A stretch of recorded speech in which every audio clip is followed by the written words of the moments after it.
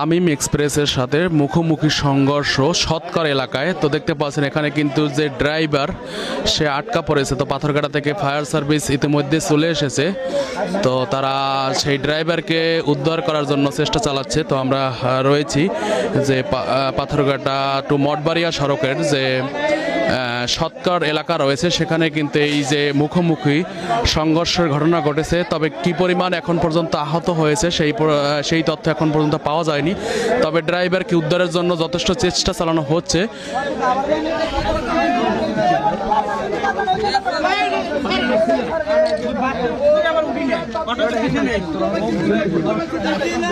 মৃত্যুও খুব কাছ থেকে দেখে।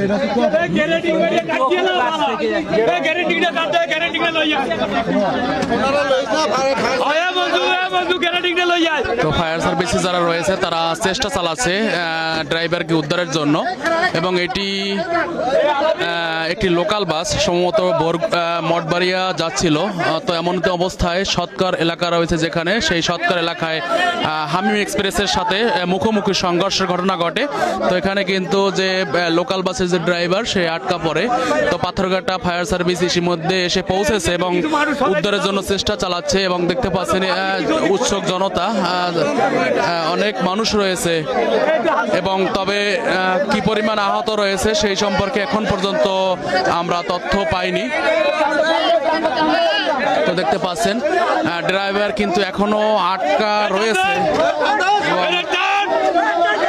তবে ড্রাইভারকে বাঁচানোর জন্য সবাই চেষ্টা করে যাচ্ছে। সে কিন্তু একেবারেই আটকা পড়েছে যেখানে ড্রাইভিং যেখানে থাকে, অর্থাৎ সিট কভারের সিটের সাথে, এবং সামনের যে গ্লাস ভেঙে তার পায়ের সাথে লেগে যায়।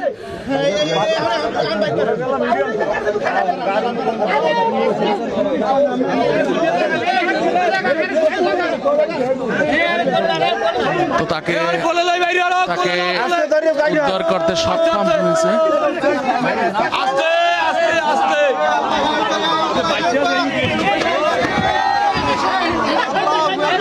তো ড্রাইভারকে উদ্ধার করতে সক্ষম হয়েছে। তবে সে কিন্তু গুরুতর আহত অবস্থায় রয়েছে।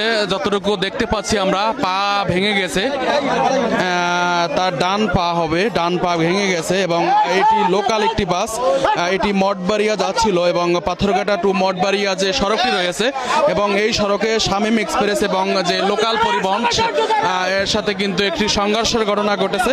এবং এতে কিন্তু ড্রাইভারকে উদ্ধার করলো। দেখতে পাচ্ছেন যে এখানে যে ফায়ার সার্ভিস রয়েছে তারা কিন্তু এসে উদ্ধার করতে সক্ষম হয়েছে।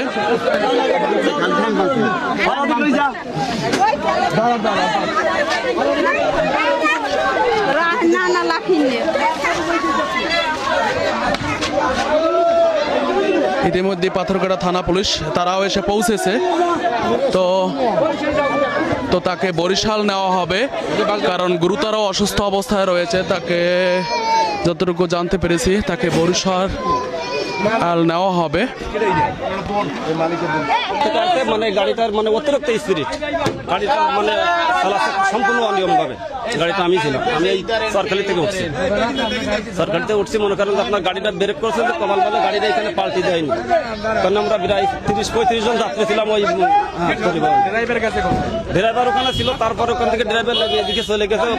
পরে এবারে এই গাড়িতে মনে করেন লোক অসুস্থ হয়ে পড়েছে। সেই মহিলা বাচ্চা আমি উঠাই নিয়ে ওই নিচে রেখে আপনার ওই গাড়িতে উঠাইছে। সে ড্রাইভার পরে এদিকে চলে গেছে, কেটে গেছে, ভেঙে গেছে, অনেক সমস্যা। আর আমার এই হাতে লাগিয়েছে, আর এই পরিবহনে ছিলেন? ঢাকা থেকে আসছেন? পিরোজপুর থেকে। আপনি উঠছেন? ঢাকা থেকে তো গাড়ি দিয়ে আসছেন? হ্যাঁ, ঢাকা থেকে আসছেন।